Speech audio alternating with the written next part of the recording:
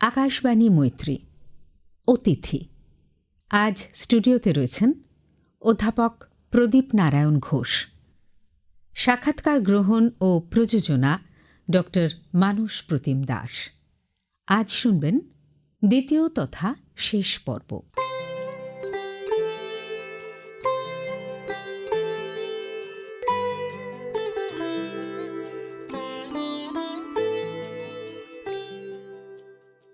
নমস্কার শ্রোতা বন্ধুরা, স্বাগত জানাই অতিথি অনুষ্ঠানে।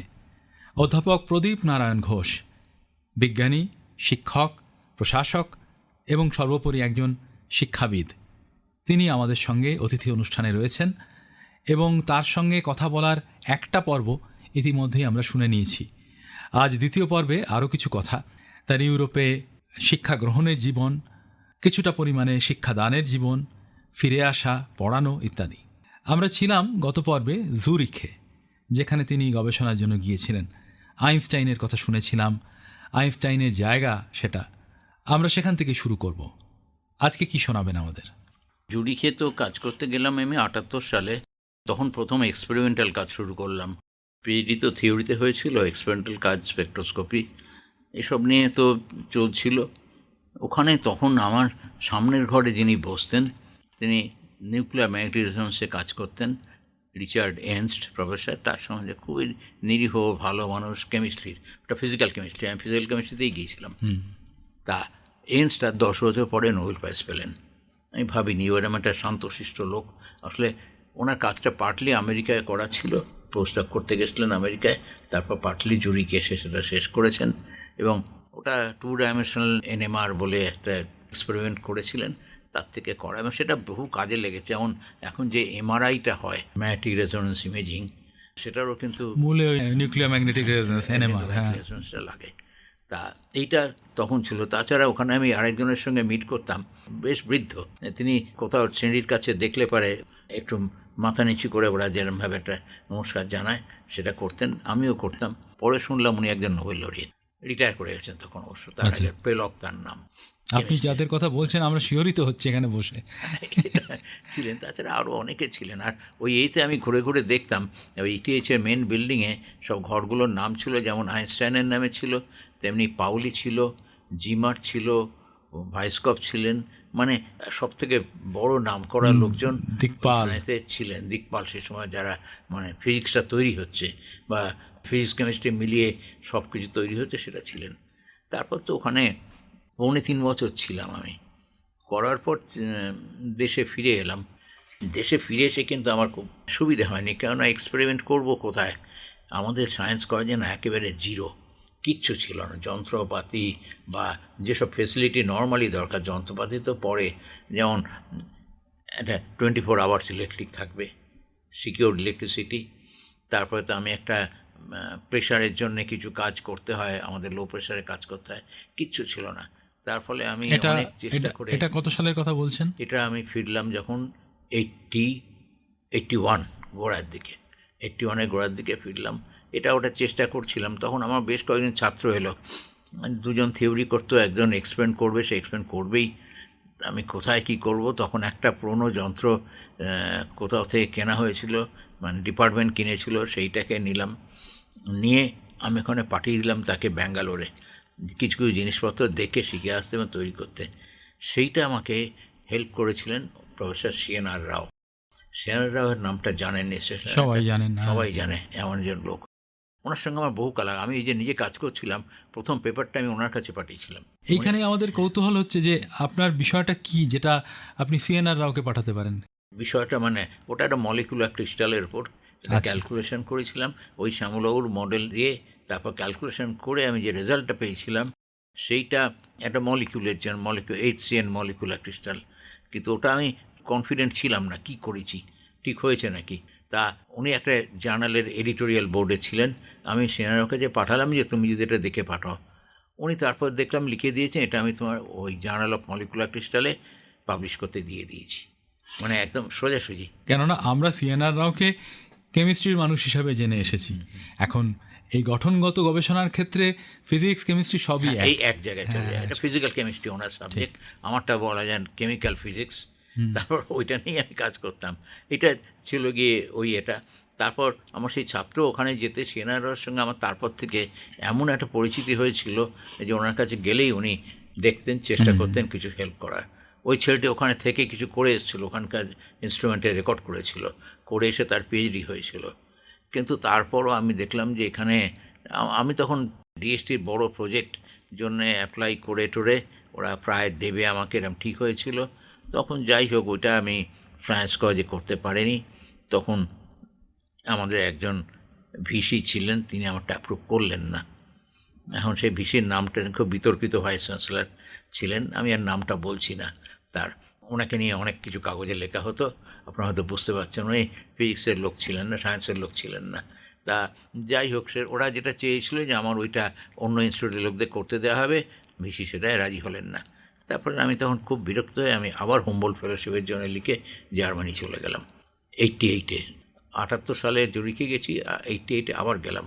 উলম ইউনিভার্সিটিতে কাজ করতাম, জার্মান ভাষাটা শিখে ফেললাম হোমবোল্ট ফেলোশিপেতে। ওখানেও বছর দুয়েক কাজ করেছি। আচ্ছা, করে দেশে যখন ফিরলাম, আচ্ছা, যেটুকু সময় জার্মানিতে থাকলেন তখনকার জার্মানি কেমন, মানে আজকের সঙ্গে মেলানো যায় সেটাকে নাকি? খানিকটা তাই, মানে একাডেমিক ব্যাপারে খানিকটা তাই আছে। মানে যে যেরকম কাজ করে, তখন লেজার স্পেকট্রোস্কোপি শুরু করেছি। আপনার সোশ্যাল মিডিয়ার পোস্ট দেখে আমরা কিছু কিছু কথা জানতে পারি, গবেষণার বাইরে যেটুকু সময় দু একটা কথা যদি একটু বলেন। বিকেলবেলা এসে আমি মানে আস্তে আস্তে দেরি হয়ে যেত, টিভিটা খুলতাম, টিভিতে প্রোগ্রামগুলো জার্মান ভাষাতেই হতো তখন। মানে আমি যেটা দেখতাম, ইংলিশ চ্যানেল খুব কম পেতাম। তো সেই জার্মান ভাষায় টেলিভিশনের প্রোগ্রামগুলোর মধ্যে স্মরণীয় কিছু আছে? একটা তো ছিল ভীষণভাবে, আমরা এসে দেখলাম স্টুটগার্টের কাছে, একটা শহরের বাইরে, ছোট শহর সে, স্টুটগার্টের কাছাকাছি একতলা বাড়ি রয়েছে পরপর প্রচুর। তার সামনে কিছু লোক, তাদের বয়স প্রায় 50-50 হবে, তারা হঠাৎ স্লোগান দিচ্ছে। আচ্ছা, তা এটা জার্মানিতে আনইউজুয়াল, এত ইউরোপের বেশিরভাগ দেশে এরকম রাস্তাঘাটে কেউ করে না। তারা বাইরে থেকে চেঁচাচ্ছে, বাড়িগুলোর দরজা বন্ধ। তা আমি যেটা শুনলাম, একটা জিনিস শুনতে পেলাম, মানে একদম জার্মান ভাষায় বলছে, ফাতার ফারুম লুয়েক্স তু, তার মানে হচ্ছে বাবা তুমি কেন মিথ্যে বলছো। আচ্ছা, এরকম সিরিয়াস ব্যাপার ছিল। আমি সেদিন বুঝিনি, পরদিন খবর কাগজে যা দেখলাম সেটা হচ্ছে গিয়ে ওরা সব নরওয়ে থেকে এসেছিল। নাৎসি সোলজাররা ওদের ওখানে গিয়ে থাকতো, যখন ওদের অন্য কাজকর্ম ছিল না। সব দেশে তো নাৎসি সোলজার ভর্তি করে দিয়েছে জার্মানি থেকে। তা সেই নাৎসি সোলজাররা ওখানে গিয়ে যখন ছিল, সেই সময়তে তারা ওখানকার লোকাল ইয়ং গার্লসদের সঙ্গে তাদের একটা মানে সহবাসের সম্পর্ক ঘটনা হয়েছিল এবং সহবাস করতো। সহবাসের পর তার মধ্যে আবার যুদ্ধটা শেষ হয়ে গেলে ওরা পালিয়ে যায়। কারণ যুদ্ধ শেষ হওয়ার পর নাৎসিদের ধরা হচ্ছিল সারা পৃথিবীতেই, প্রায় ইউরোপেতে বিশেষ করে। ওরা ভয়ে পালিয়ে যায়, নিজেদের পরিচয় টরিচয় গোপন করে রেখে দেয়, কেউ কিছু যাতে জানতে না পারে। এবং তারপর থেকে সেই সময়তে ওদের কিছু ছেলেমেয়ে হয়েছিল। সেটা ওই 45 সালের পরেই যারা হয়েছিল, এই লোকগুলো ছিল তারা। এখন খুব টর্চার হয়েছিল তাদের উপর নরওয়েতেও, কেননা তখন তো ওদের মাকে ওরা বলতো তোমরা গুপ্তচরে কাজ করেছো, তোমরা নাৎসিদের হয়ে কাজ করেছো, নাৎসিদের সোলজারের সঙ্গে মিশেছ ইত্যাদি বলে টোলে। যাই হোক, ওরা খুব কষ্ট করে মানুষ হয়েছে, বড় হয়েছে তারা। আর এই জার্মান এইগুলো যারা ওই নাৎসিরা পরে করেছিল কি, তারা এর থেকে এসছিল, মানে বিভিন্ন জায়গাতে ঘুরে ঘুরে কেউ কেউ ওই জায়গাটায় শেল্টার নিয়েছিল এবং চাকরি পেয়ে গেছিলো জার্মানিতে। আগে সোলজার ছিল, এসব পরিচয়টা জানায়নি। তাতে ওখানটার সুবিধে ছিল তখন, কেননা জার্মানিতে তখন পুরুষের খুব অভাব চাকরির জন্যে, লোক নেই। সেই জন্য অনেক দেশ থেকে জার্মানিতে গিয়ে তারা চাকরি পেয়েছে। ওদের তো ওই সোলজার হয়ে ইত্যাদি কাজে না বহু লোক মারা গেছিলো, বা যুদ্ধে তো মারা গেছিলো বম্বিংয়ের জন্যে। তা ওইখানে যে বাড়িগুলোয় গেছিলো, ওরা খবর পেয়েছিল নানাভাবে, ছবি টবি দিয়ে অনেক রকম ইনভেস্টিগেট করে, যে তাদের ওই নরওয়েতে যারা ছিল তারাই ওখানটা বাড়ি করেছিল। তারপর ওরা এসে বলছিল, স্লোগান দিচ্ছিল, যাতে তারা কেউ বলে যে তারা ওই নরওয়ের ওই জায়গায় ছিল। অন্তত তারা যদি এইটুকু বলে যে তাদের ছেলে বা মেয়ে হতে পারে, কারণ তাদের মার নামটা বললেই পারি, তারা তাদের মনে করার কথা। সেই জন্যে হয়েছিল, কিন্তু আলটিমেটলি কিছু হয়নি। ওরা চাইছিল এই পরিচয়টা জানতে, না চাইলে এটা হয় যখন তারা জানে যে তাদের বাবা কেউ নেই। ওই নরওয়ে গভর্নমেন্ট তখন, পরে একজন মহিলা প্রাইম মিনিস্টার হয়ে তিনি খুব দুঃখ করে বলেছিলেন যে আমরা খুব অন্যায় করেছি এদের সঙ্গে। অধ্যাপক প্রদীপ নারায়ণ ঘোষের গোটা জীবনটা যে আমরা এই দুটো পর্বে ধরতে পারবো এমন দুরাশা আমরা করি না, সেটা অনেক বড় সময়ের ব্যাপার। আমরা ছোট ছোট করে জানার চেষ্টা করছি উল্লেখযোগ্য জায়গাগুলো। ধরুন এই গবেষণার প্রয়োজনেই আপনাকে অন্যান্য দেশেও যেতে হয়েছে, জাপানে কিছুদিন কাটাতে হয়েছে। সেই আপনার অভিজ্ঞতার কথা শুনছিলাম, জাপানেও তখন প্রথম দিককার ফোন বোধহয় আপনি ওখানে দেখেছিলেন, বা সেইটা কীরকম? মোবাইল ফোন আমি সেটা 98-এ গিয়েছিলাম। আচ্ছা, বেশি দিন না, 2 মাস ছিলাম। তা যেখানটা থাকতাম সেটা একটা পাহাড়ের ওপর, ফুজির কাছে, কারণ আমাদের অ্যাস্ট্রোফিজিক্যাল কাজ ছিল, তার অবজারভেশনের ব্যাপার ছিল, সেই জন্যে। তা সেইখানেতে আমি একবার দুবার টোকিওতে এসেছি। টোকিওর কাছে একটা ছোট জায়গা ছিল শিনজুকু নামে, সেইখান দিয়ে রাস্তা দিয়ে হাঁটছি, দেখলাম রাস্তার ধারে না প্রায় ফেরিওয়ালার মতো, মানে দোকানটা আছে ভেতরে, কিন্তু বাইরে থেকে তারা জিনিসপত্র বার করে নিয়ে সাজিয়ে বিক্রি করছে। কিছু ছেলে হাঁকছে আর তুলে, আমি বুঝতেও পারিনি ওটা কী জিনিস। সেগুলো মোবাইল ফোন ছিল অ্যাকচুয়ালি। অনেকে লক্ষ্য করেছেন আমাদের দেশেও অনেক পুলিশ অফিসারের কাছে থাকতো, ওয়াকি টকি বলতো এগুলোকে। তা সেই ধরনের ফোন আমি ওদের একটু জিজ্ঞেস করাতে ওরা অত বলতে পারলো না, যেটা কী জিনিস কী হয় কিছুই জানতাম না। তা এই ছিল মোবাইল ফোনের শুরু। কিন্তু জাপানে যত তাড়াতাড়ি হয়েছে, অন্য দেশে তারপরে হয়েছে। আমি তারপর 99-এ জার্মানিতে গিয়ে এই ফোন দেখিনি বাজারে, কিন্তু তারপর এখানে তো 2002-03 থেকে বোধহয় র্যান্ডাম ছোট ফোনগুলো বিক্রি হতে আরম্ভ করে। জাপান এশিয়ার মধ্যে একটা আলাদা জায়গা দখল করে রেখেছে, মানে গবেষণার ক্ষেত্রে। আপনার নিজের গবেষণা, তার প্রেক্ষিতে জাপানের তখনকার মানে স্তর কিভাবে দেখেছিলেন, মানে জাপান কতটা এগিয়ে? এটা না বোঝা খুব শক্ত। ওরা আসলে খুব সাইলেন্টলি কাজ করে।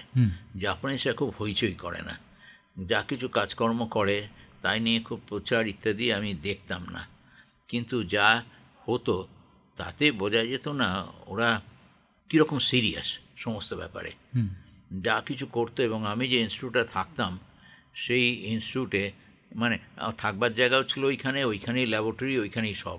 তা আমি অনেক প্রফেসরকে দেখেছি রাত্রেবেলা সেই মানে 12টা, 1টা, 2টো অবধি তারা ওখানে কাজ করে যাচ্ছেন। তারপর হয়তো কোনো সময় গাড়ি ড্রাইভ করে গেলেন। বাড়িটা ওদের একটু দূরে ছিল, কারণ ওইখানে খুব একটা লোক থাকতো না, পাহাড়ের অনেকটা ওপরে। আমাদের তো একটা গেস্ট হাউস দিয়েছিল, এবং আমি সেই গেস্ট হাউসেই থাকতাম। লাইব্রেরি সারা রাত খোলা থাকতো। এবং ওরা না কিরম অমানসিক পরিশ্রম করতে পারে এই ভাবা যায় না। তারপরে ওদের কাজের ধরন কীরকম। একবার একটা পোস্ট অফিসে গিয়ে আমি কিছু চেয়েছি, ও ইংলিশ বলেই সে কাউন্টারের মহিলা একটা বেল টিপলেন, তক্ষুনি একটি ছেলে, বেশি ইয়ং, ওদের সবাইকে ইয়ং দেখতে, বোঝা যায় না ছেলে কিনা, তা এক দৌড়ে চলে এলো, আমাকে জিজ্ঞেস করলো, সে ইংরেজি বোঝে। তাকে যেই বললাম, সে আবার না দৌড়ে চলে গেল, হেঁটে নয়। এবং তারপরই আবার একটু বাদে, মানে কয়েক মিনিটের মধ্যেই সে কাগজপত্রগুলো নিয়ে আবার দৌড়ে এসে আমাকে দিয়ে গেল। ওরা সারা জীবন দৌড়েছে, এখনও প্রায়। এই যে অদ্ভুত জিনিসটা না, যে কোনো সেক্টরে গেলে জাপানের, সেই আমি একটা পোস্ট অফিস বললাম, ব্যাংকে যান কি বাজারে যান কি ইনস্টিটিউটে যান, কাজের জায়গায়, ওরা শুধু শুনবে, বিশেষ কথা বলে না, কাজটা করে ফেলে। এটা তো 90-এর দশকের কথা বলছি আমরা। আপনি যখন জাপান দেখছেন, ভারতের গবেষণা পরিকাঠামো কি তখন ধীরে ধীরে উন্নত হচ্ছে? আপনার চোখে কি ধরা পড়ে? ভারতের গবেষণা পরিকাঠামো খুবই উন্নত হয়েছে, তখন থেকেই হচ্ছে। এবং তার মধ্যে একটা ব্যাপার আছে, ভারতবর্ষে হয়েছে কি, গবেষণাগুলো রিসার্চ ইনস্টিটিউট ওরিয়েন্টেড। মানে ভারতে যেগুলো বড় রিসার্চ ইনস্টিটিউট, তারাই সরকারের থেকে যতটা গ্রান্ট পায়, অন্যরা পায় না। বিশেষ করে বিশ্ববিদ্যালয়গুলো, বিশ্ববিদ্যালয় থেকে কাজ করতে গিয়ে আমি বুঝেছি কত শক্ত ব্যাপার এখানে ল্যাবরেটরি করা। ওই ইনফ্রাস্ট্রাকচারটা নেই। আমার প্রজেক্ট অনেকবার হয়নি, তবে শেষকালে ডিএই থেকে একটা বড় প্রজেক্ট পেয়ে গেছিলাম, কাজটা আরম্ভ করতে পেরেছিলাম। কেননা সেই সময়তে আমার কাজটা, আমি মানে যন্ত্র কিনে নিয়ে এসে কাজ করাটা আমি করিনি কোনো সময়। ওই কিছু ফেব্রিকেট করে কাজ করাটাই ছিল সায়েন্স কলেজের এ। মানে এই কথাটা যখন বলছেন, অধ্যাপক প্রদীপ নারায়ণ ঘোষ তিনি এই ভাবনা ভাবছেন 80-90-তে। তার আগে একজন পথ দেখিয়ে গেছেন, তার নাম সত্যেন্দ্রনাথ বসু। এক্স্যাক্টলি। হ্যাঁ, তার সঙ্গে কি কখনো মানে দেখা হয়েছিল? আমার সঙ্গে একবারই দেখা হয়েছিল, সেটা 73 সালে। সায়েন্স কলেজে উনি আসতেন, কারণ উনি ন্যাশনাল প্রফেসর ছিলেন। সায়েন্স কলেজে ওনার একটা ঘর ছিল, সেখানে বসতেন। আমি যখন লেকচারার হই 71 সালে, 73 সালে একবার আমাদের আরেকজন শিক্ষক যিনি ওনার সঙ্গে কাজ করেছিলেন, আগে করতেন, ওনার কাছাকাছি থাকতেন, প্রফেসর পূর্ণাংশু রায়, তিনি আমাকে ওনার কাছে নিয়ে গিয়ে পরিচয় করিয়ে দিলেন। উনি সত্যেন বোস করতেন কি, একটা বড় ইজি চেয়ার ছিল ওখানে, সেই ইজি চেয়ারটায় প্রায় অর্ধশায়িত থাকা, অর্ধেকটা শুয়ে থাকতেন। উনি একটা সাদা ধুতি পাঞ্জাবিটা পরে চুপচাপ শুয়ে থাকতেন। তখন খুব অসুস্থ আসলে। আর মজার ব্যাপার, সবসময় চোখ বুজে থাকতেন, বেশিরভাগ সময় লেকচারে বসলেও চোখ বুজে থাকতেন। সবাই হয়তো ঘুমিয়ে পড়েছে, কিন্তু ঘুমোতেন না, সব কিছু শুনতেন। তা আমাকে উনি গিয়ে যখন বললেন, উনি শুধু একটা হাত তুলে একটু গুড উইশ করলেন, আমিও একটু নমস্কার করলাম, আমি একবার তাকিয়ে দেখলেন, আর কিছু আমার কথা হয়নি। তা ওনার ব্যাপারটা অদ্ভুত। উনি অত বড় একটা লোক, মানে আমার দেশে যদি কোনো সায়েন্টিস্টের নাম আজ 400-500 বছর বাদেও থাকে, তিনি সত্যেন বোস। ইভেন রমণও থাকবেন কিনা আমি জানি না, কিন্তু সত্যেন বোস থাকবে। তার কারণ ওনার নামে একটা পার্টিকেল তৈরি হয়েছে, মানে একটা পার্টিকেল না, একটা লার্জ নাম্বার অফ পার্টিকেলকে বোসন বলা হয়। এই যে বোসনটা ওনার নাম থেকে এসছে, এই বোসনটা সেই আমাদের ফোটন থেকে শুরু করে পৃথিবীর, বা পৃথিবীর নয়, এই মহাবিশ্বের বলা যায় অর্ধেক পার্টিকেল বোসন ফলো করে, বোস স্ট্যাটিস্টিক্স। সুতরাং ওনার অ্যাচিভমেন্ট প্রচুর। তবে উনি পরের দিকে এক্সপেরিমেন্টাল কাজ করতে চেষ্টা করছিলেন, সেটা খুব একটা হয়নি। হয়তো কাজের লোক পাননি ভালো, বা কী কারণে জানি না, সেইটা ওনার খুব সাকসেসফুল হয়নি। শেষের দিকে একটু ছাত্রদের কথায় আসি। খুব স্বাভাবিক, এত বছর ধরে গবেষণা করেছেন, পড়িয়েছেন, বহু ছাত্র, আপনার ছাত্রীও রয়েছে, ছড়িয়ে ছিটিয়ে রয়েছে তারা দেশে বিদেশে। কিছু ঘটনা মনে পড়ে, মানে তাদের নিয়ে বলার মতো? দু একটা তো বললেন তাদের কোথায় পাঠিয়েছেন যাতে তারা ভালোভাবে কাজ করতে পারে, দু একটা উল্লেখ করেছেন। আর কিছু রয়েছে বলার মতো? ইন জেনারেল বলবো, আমরা যাদের এমএসসি পড়িয়েছি, এটা প্রায় কল্পনা করা যায় না, 70s থেকে আরম্ভ করে অ্যাটলিস্ট 2000 পর্যন্ত যেসব ছাত্রছাত্রীরা এসেছে, তারা বেঙ্গলের বেস্ট। বেশ অনেক দিন ধরে এটা চলছিল। যারা সব থেকে ভালো, তারা, তাদের কোর্সটা ছিল এরকম: পাশ করার পর প্রেসিডেন্সি কলেজে ফিজিক্স পড়বে, তারপর সায়েন্স কলেজ থেকে ফিজিক্স পড়বে, তারপর যে যেখানে পারবে যাবে। এদের এমএসসিতে যেসব ছাত্রছাত্রী এসেছিল, ওই প্রতিটা বছরই তারা এত ভালো, আমি কল্পনা করা যায় না। ক্লাসেতে যেরকমভাবে দেখতাম, যেমন আমাদের একজন ছাত্র, ও নেই বলে ওর নামটাই আলাদা করে বলছি, নারায়ণ রানা, ফিজিক্সে ও যে কি অদ্ভুত ছিল। ক্লাসে এসে একদিন উঠে দাঁড়িয়ে আমায় বললো, স্যার আমি এটা করে দিয়েছি বোর্ডে, আমি করে ফেলেছি। স্যার আমি না এটা অন্যরকমভাবেও করতে পারি, বা করা যায়। আমি যাও বোর্ডে গিয়ে করো। আমি তখন চিনতাম না, ওই যে ভালো ছেলে, তা বোর্ডে করে দিল না। আমি অবাক হয়ে গেলাম, একটু কম সময় নিয়ে একদম পরিষ্কার সুন্দরভাবে করলো। সেই থেকে আমি না ওকে চিনেছিলাম যে কত ভালো। তারপরও ও তো সেই আমাদের নার্লিকারের সঙ্গে টিএফআরে পিএইচডি করে আবার পুনাতে চলে যায়। পুনাতে ওদের একটা আলাদা ইনস্টিটিউট হচ্ছে আয়ুকা, সেখানে গিয়ে কাজ করেছে। আমি পুনাতে গেলে পরে ওর বাড়িতে গিয়েছি, মানে ওর সঙ্গে আমার এমন একটা রিলেশন হয়ে গেছিলো। অসুস্থ থাকতেন, খুব অসুস্থ বলেই ওকে ওরা বাড়িতে, যাতে ইনস্টিটিউটে না আসতে হয়, বাড়িতে ওর জন্য ল্যাবরেটরি সমস্ত করে দিয়েছিল। একাই থাকতো, ওর মা থাকতেন। আরও অনেক ছাত্র ছিল, আমি ওর কথাটা বললাম বিশেষ করে। আরও অনেকেই ছিল না, ভীষণ ভালো, এবং তারা পরের দিকে অনেকেই খুব সাকসেসফুল হয়েছে বিভিন্ন জায়গায় গিয়ে, বিভিন্ন ইনস্টিটিউটে। আমেরিকায় হয়েছে, এদেশে হয়েছে। এখানে তো যত ডিরেক্টর হয় বেশিরভাগই আমাদের ছাত্র, মানে আমার ছাত্র, ফিজিক্সের ছাত্র। একেবারে শেষে উপাচার্য হওয়ার যে পর্বটা, শিক্ষক রইলেন ঠিকই, কিন্তু প্রাথমিকভাবে আপনি প্রশাসক হয়ে গেলেন। এই রকম দায়িত্বটা নেওয়ার সময় মনে কোনো সংশয় দেখা দিয়েছিল? না, তা ঠিক নয়। তার কারণ, তার আগে আমি ক্যালকাটা ইউনিভার্সিটিতে সায়েন্সের ডিন ছিলাম। এখন একজন ডিনের ওপর না বিরাট দায়িত্ব ওখানে। তা এখন 25টা ডিপার্টমেন্ট ছিল, 25টা ডিপার্টমেন্ট প্রায় একটা ইউনিভার্সিটির মতোই। আর ক্যালকাটা ইউনিভার্সিটির না ভাইস চ্যান্সেলরদের বিশাল দায়িত্ব, নানান রকম। তার কারণ ওখানে অনেক অ্যাফিলিয়েটেড কলেজ আছে, এসবগুলো দেখতে হচ্ছে। ডিন হিসাবে না, আমি এই এতগুলো ডিপার্টমেন্টের খোঁজখবর রাখা, সব কিছু করা, একটু মানে অ্যাডমিনিস্ট্রেটিভ এক্সপিরিয়েন্স হয়ে গেছিলো। যাদবপুরে যখন গেলাম, তখন অবশ্য আমি যাদবপুরকে একদম চিনতাম না, যাদবপুরের সঙ্গে আমার বিশেষ সম্পর্কও ছিল না। ওখানে গিয়ে বুঝলাম অ্যাডমিনিস্ট্রেটিভ সমস্যা হয়, তবে আমি পরে বুঝেছিলাম যে এগুলো খুব বিরাট বড় সমস্যার ব্যাপার নয়, একটু ট্যাকল করতে হয়। এখন ব্যাপারটা কি জানেন তো, সবসময় কিছু পলিটিক্যাল ইন্টারফারেন্স থাকে, সব জায়গায় থাকে, মানে সে যেরকমই হোক। তবে সেগুলো না আমাদের ওই সময়তে, আমার তো 2007 থেকে আরম্ভ করেছিলাম, অত গুরুত্বপূর্ণ ছিল না। তার ফলে আমি ওখানে একটা দুটো নতুন সেন্টার, ইন্টারডিসিপ্লিনারি সেন্টার, এসব নিউক্লিয়ার ইঞ্জিনিয়ারিংটা শুরু করেছিলাম। ভারতবর্ষে আর কোথাও নেই এমএসসি নিউক্লিয়ার ইঞ্জিনিয়ারিং। আমি লোক পেয়েছি তার জন্য, ওখানকার টিচাররা, ওর যাদবপুরের টিচারদের মধ্যে না, যাদবপুরে অদ্ভুত জায়গা, এত ভালো শিক্ষক আছেন। আমি জানি না ভারতবর্ষে আর কোন ইউনিভার্সিটিতে আছে এটা, আমি পুরো ভারতবর্ষের কথা বলছি। কিন্তু কীরকম জানেন তো, আমি এরকমভাবে দেখি যাদবপুরে অন্তত 30% টিচার আছেন যারা অ্যাবাভ লেভেল, মানে যা নর্মাল লেভেল হয় তার থেকে অনেক অনেক ওপরে, ভীষণ অ্যাক্টিভ, ভীষণ ব্রাইট, ভীষণ ভালোভাবে কাজ করেন। তার 30%-এর পর আরও অন্তত 40% আছেন যারা কাজকর্ম করেন, রেগুলার করেন, যেটুকু করবার করেন, কোনো ফাঁকি নেই, ঠিকমতো ক্লাস নেন। তবে শেষের দিকে 30% আছেন তারা করেন না বিশেষ।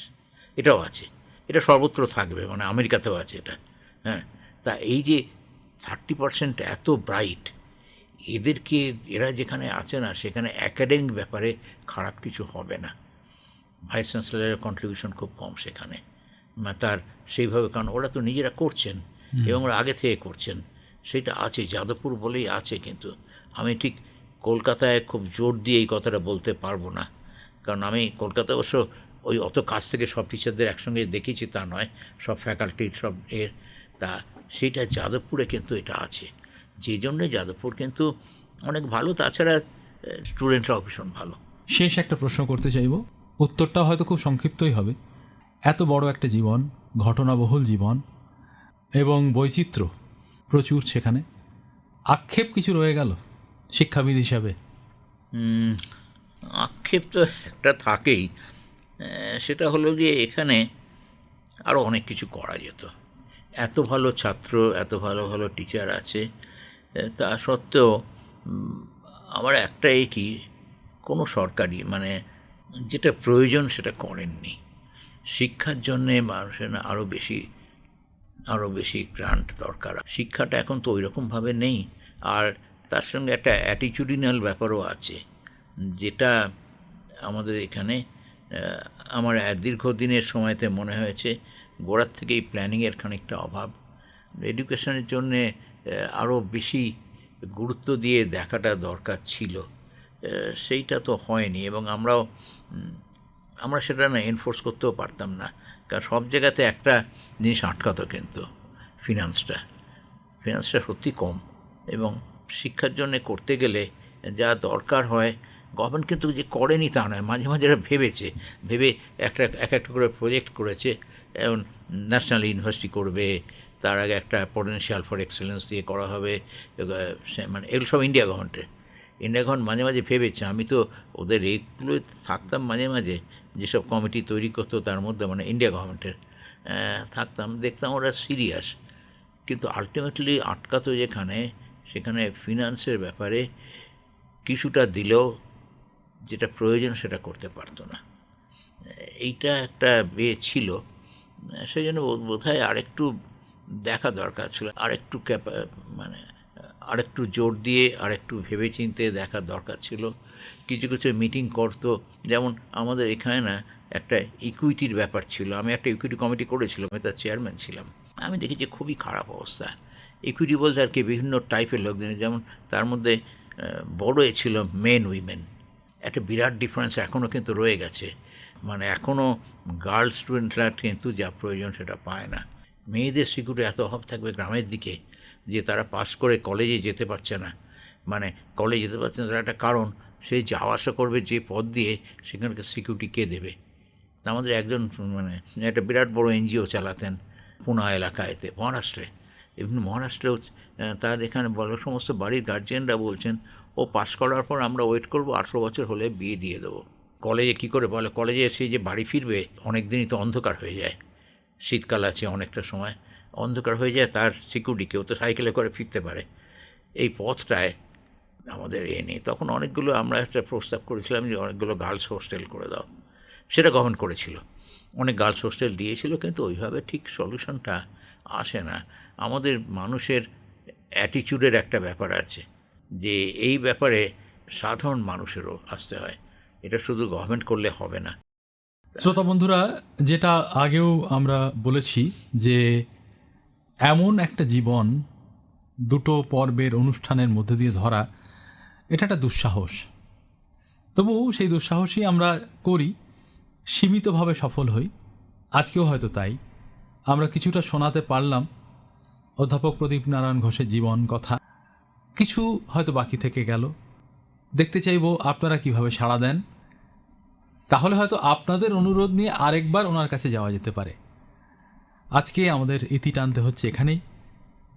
আমাদের পক্ষ থেকে, আপনাদের পক্ষ থেকে অধ্যাপক ঘোষকে অসংখ্য ধন্যবাদ জানিয়ে শেষ করছি অতিথি অনুষ্ঠান। নমস্কার।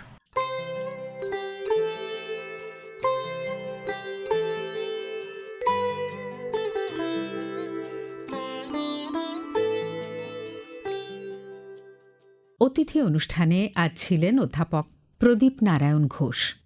সম্পাদনা প্রসেনজিৎ নন্দী। আলাপচারিতা ও প্রযোজনা ড.